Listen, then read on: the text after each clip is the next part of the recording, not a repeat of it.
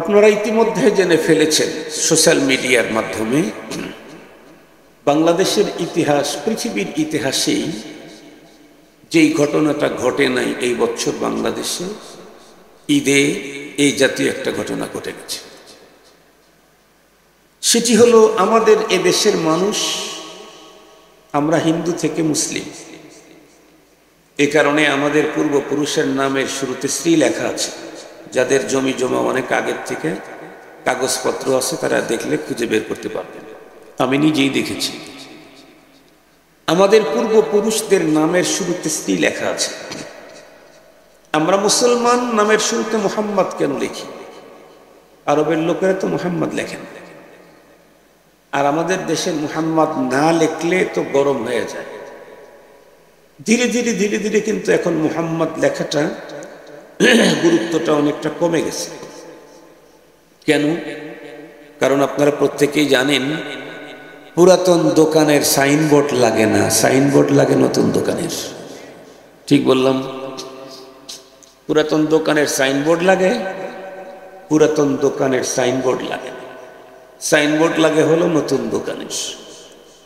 তো আমরা যেহেতু হিন্দু থেকে মুসলিম নতুন, এ কারণে আমাদের নামের শুরুতে মুহাম্মদ সাইনবোর্ড লাগানো লাগছে যে আমি এখন আর স্ত্রী নেই, আমি এখন মুহাম্মাদুর রাসূলুল্লাহ সাল্লাল্লাহু আলাইহি ওয়াসাল্লামের আনিত দ্বীন ইসলামের অনুসারী। এ কারণে আমি মুহাম্মাদি, এ কারণে আমার শুরুতে মুহাম্মদ। মুহাম্মদ আব্দুল বাসিত, মুহাম্মদ আব্দুল করিম। আরব কান্ট্রিতে মুহাম্মদ আব্দুল বাসিত, আব্দুল করিম লেখার এত বাধ্যবাধকতা নেই। আব্দুল বাসিত, আব্দুল করিম, আবু বকর। হযরত সিদ্দিক আকবর রাদিয়াল্লাহু তাআলা আনহুর নামের শুরুতে কোনো জায়গায় মুহাম্মদ আবু বকর দেখছেন না? কোনো কিতাবে, কোনো বইয়ে পেয়েছিলেন? মুহাম্মদ ওমর রাদিয়াল্লাহু তাআলা দেখছেন জীবনে কোনোদিন কোনো বইয়ে লেখা আছে? মুহাম্মদ হযরতে কি হযরত ওসমান রাদিয়াল্লাহু তাআলা লেখা আছে দেখছেন কোনোদিন? আমাদের নামের শুরুতে যেহেতু স্ত্রী বসতো, ওই স্ত্রীকে হটায়া দিয়ে মুহাম্মদ বসানো হয়েছে।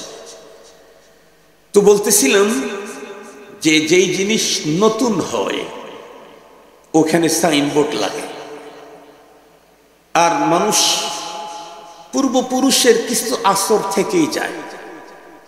আমাদের বাংলাদেশে আমরা হিন্দু থেকে মুসলিম, আর প্রায় চতুর্দিকেই বেষ্টনী আছে হিন্দুদেরই, ইন্ডিয়া। এরপরে আমাদের দেশেও হিন্দু আছে। সবকিছু মিলে এখনো পর্যন্ত এত পুরাতন হয়ে গেছি আমরা যে আমাদের দাদারাও মুসলিম ছিলেন। কি বলেন? আমাদের দাদারাও মুসলিম ছিলেন না? হয়তোবা দাদার বাবাও মুসলিম ছিলেন, কিন্তু এখনো পর্যন্ত মুসলমানদের সমাজে হিন্দুয়ানি কিছু কালচার আছে না নাই? এখন আছে, এখনো হিন্দুয়ানি কালচার আছে। অথচ রাসূল করিম সাল্লাল্লাহু আলাইহি ওয়াসাল্লাম সিরিয়াসলি বলেছেন, মান তাশাব্বাহা বিকওমিন ফাহুয়া মিনহুম। যে যেই জাতির সাথে সাদৃশ্য অবলম্বন করবে আল্লাহ পাক তাকে পরপারে তার কাতারে দাঁড় করায় হাসর করে দিবে। হিন্দুদের সাদৃশ্য অবলম্বন করলে পরপারে হাসর হবে হিন্দুর সাথে। আমি যদি ইহুদ আর নাসারার কোনো কালচারকে চয়েস করি, তাদের সাদৃশ্য অবলম্বন করি, পরপারে ইহুদ নাসারার সাথে আমার হাসর হবে। এ প্রসঙ্গে একটা চমৎকার ঘটনা আমি আপনাদেরকে হাকিমুল উম্মত মুজাদ্দিদুল মিল্লাত শাহ আশরাফ আলী থানভী রাহমাতুল্লাহ আলাইহি কিতাব থেকে আপনাদেরকে শোনাবো। তার আগে গুরুত্বপূর্ণ কথা হলো, দুঃখের বিষয় হলো, এতদিন পর্যন্ত আমরা দেখেছি আমার দেশের মুসলিম কখনো কখনো হিন্দুদের নানা সংস্কৃতিতে অংশগ্রহণ করেছে। সেটা হলো তাদের আনন্দের দিনে, তাদের ধর্মীয় উৎসবে। এরপরে আধুনিক কিছু নাম দিয়ে অমুক শুভযাত্রা, অমুক তমক বলে কিছু অপসংস্কৃতি, অন্যদের সংস্কৃতি এদেশে লালিত হয়েছে। কিন্তু মুসলমানদের সার্বজনীন সবচাইতে বড় আনন্দ ঈদুল ফিতর আর ঈদুল আজহা। এই ঈদ উপলক্ষে মূর্তি নিয়ে, প্রতিমা নিয়ে হিন্দুদের মতো শোভাযাত্রা ঈদের নামে, আনন্দের নামে এই জাতীয় ভয়ঙ্কর, এই জাতীয় কাজ পৃথিবীর ইতিহাসেই কোনোদিন হয়েছে কিনা আমার জানা নেই। বাংলাদেশের ইতিহাসে তো হয়ই নাই। এই বছর তাও হয়েছে। ঈদের দিন ঈদের আনন্দের নামে আপনারা সোশ্যাল মিডিয়ায় দেখেছেন, সম্ভবত পেপার পত্রিকাতেও চলে আসবে, এটি নিয়ে এখন পুরো গরম চলতেছে এবং গরম পড়তেই হবে। এত বড় ধৃষ্টতা পাইল কোথায়? মুসলমানদের ঈদের দিনে প্রতিমা মূর্তি নিয়ে শোভাযাত্রা, যে ইসলামের মূল টার্গেট দুনিয়া থেকে মূর্তিকে চিরতরে বিদায় করে দেওয়া,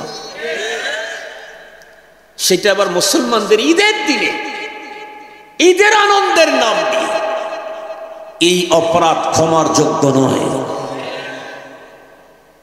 এর পিছনে কাদের ইন্ধন, কারা মাল মশলা দিয়েছে, মাস্টার মাইন্ডে কারা, এদেরকে খুঁজে বের করে দৃষ্টান্তমূলক শাস্তি দিতে হবে, যাতে আর কখনো ইসলামকে অবমাননা করেছে তারা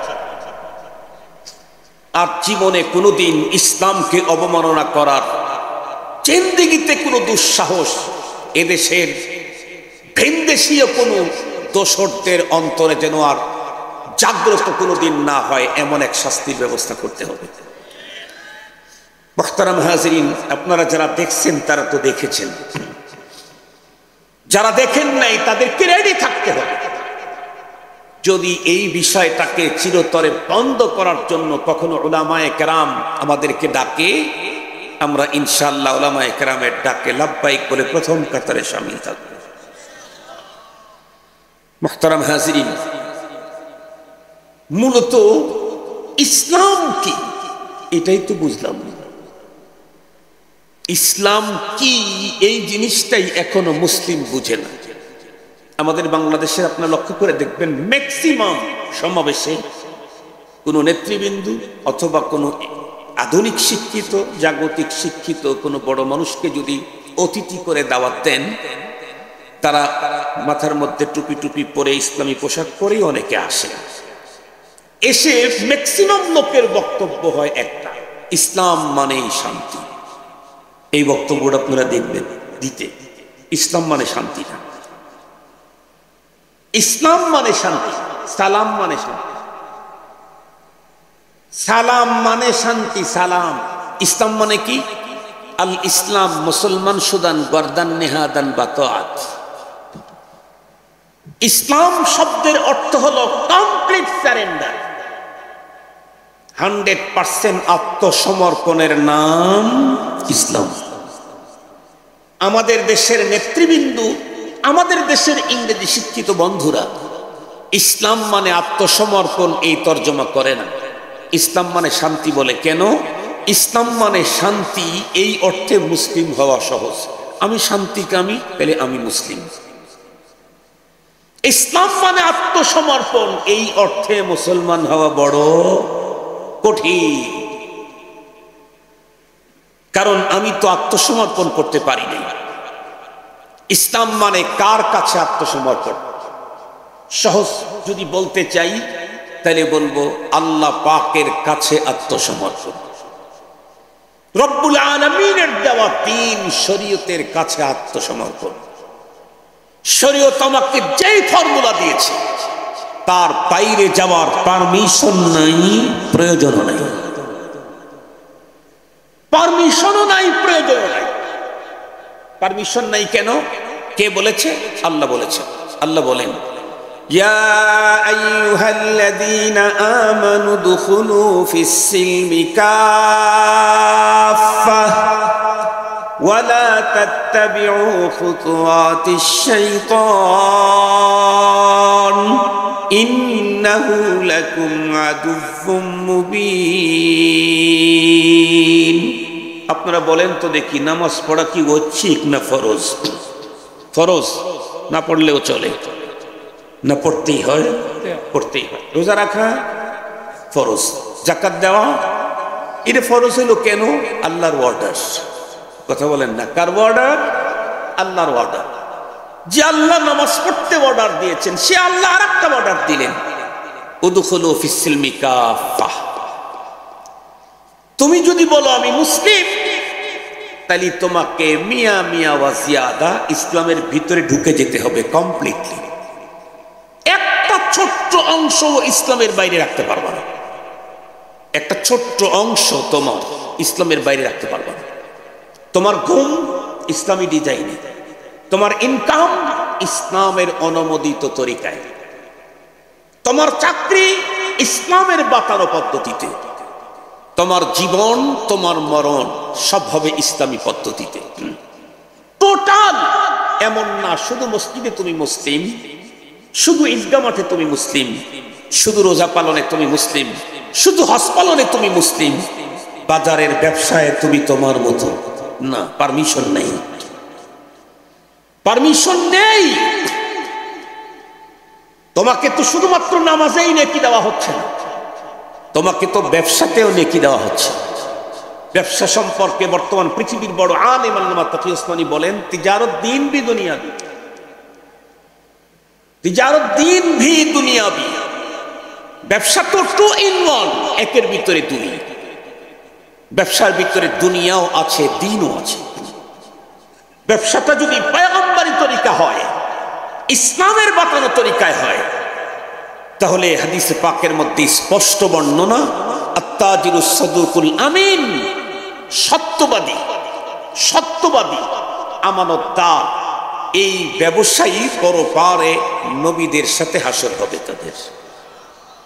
এত বড় মর্যাদা। মুহতারাম হাজিরিন, জীবনের সব ক্ষেত্রে আমাকে ইসলামের অনুশাসনের ভিতরে ঢুকতে হবে, বাইরে যাওয়ার পারমিশন নেই। রাজনীতি ইসলামের ভিতরে থাকতে হবে, সমাজনীতি ইসলামেরটাই মানতে হবে, কারণ তুমি মুসলিম। আপনারা বলুন তো দেখি, আমাদের দেশে আর্মি আছে না? একজন মানুষ আর্মির চাকরি করলে ও যেমন তেমন চুল কাটতে পারে, যেমন তেমন জামা পড়তে পারে। আমার মতো আদ্দি কাপড়ের জামা পড়ার অনুমতি আছে বাংকারে ডিউটিরত অবস্থায়। ছুটিতে আসলে তখন পারে। আর্মির তো ছুটি আছে, মুসলমানদের বৎসরে কয়দিন ছুটি, নামাজ কালাম কিচ্ছু লাগবে না, এরকম ছুটি আছে নাকি? আর জোরে বলেন। তো আর্মির তো ছুটি আছে, মুসলমানের ছুটি আছে, ইসলাম থেকে ছুটি আছে? ইসলাম থেকে ছুটি নেই। সঙ্গত কারণেই ছোট্ট একটা আর্মি, একটা আমাদের দেশে কত 2 লাখের একটু বেশি মনে হয়, আর তাম পৃথিবীতে মুসলমানের ফ্যামিলি হলো 200 কোটির উপরে। ছোট্ট একটা সংস্থা, তার জন্য যদি নির্ধারিত চুল কাটার সিস্টেম হয়, পায়ে জুতার সিস্টেম হয়, পোশাকের সিস্টেম হয়, সে যদি শুধু চুল কাটা আর্মি ডিজাইনের পরে আর জামা আদ্দি কাপড়ের পরে, তাহলে তার চাকরি। কথা বলেন না কেন? ঠিক তদ্রূপ একজন মুসলিম নামাজে মুসলিম, রোজাতে মুসলিম, হজের সফরে মুসলিম, কিন্তু বাজারে ইসলামেরটা মানে না, রাজনীতিতে ইসলামেরটা মানে না, সমাজনীতিতে ইসলামেরটা মানে না, অর্থনীতিতে ইসলামেরটা মানে না। তাহলে বলুন তো দেখি, এই লোকটাকে কি মুসলিম বলা যায়? না। মুসলমানের অর্থই হলো কমপ্লিট আত্মসমর্পণ। কার কাছে? ইসলামী শরীয়তের কাছে। রব আমাকে যেমন ইনকাম করতে বলছেন, অনুমোদন দিয়েছেন, সেই পদ্ধতিতেই আমাকে ইনকাম করতে হবে। বাংলাদেশে থাকি আমরা, আমাদের কর্মসংস্থানের ব্যবস্থা বাংলাদেশ সরকার করে দেয়নি। আমাদের কথা বলতেছি, মোল্লাদের কথা। আমাদের কর্মসংস্থান ব্যবস্থা গভর্নমেন্ট করে দেয় নাই।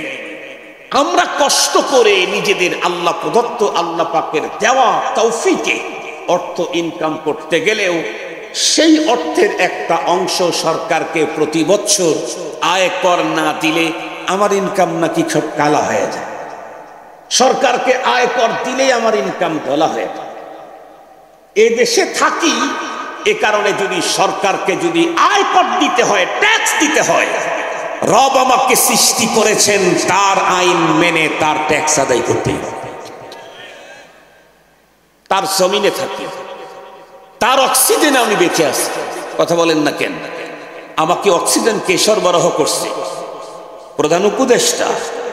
কথা বলেন না কেন? আমরা যে অক্সিজেন নিচ্ছি এটা made in Japan, made in China, made in দাদা বাবু। আরো জোরে বলেন কার? আরো জোরে বলেন কার? সরকার একটা রাস্তা তৈরি করে দিয়েছে, গাড়ি নিয়ে গেলে মাঝখানে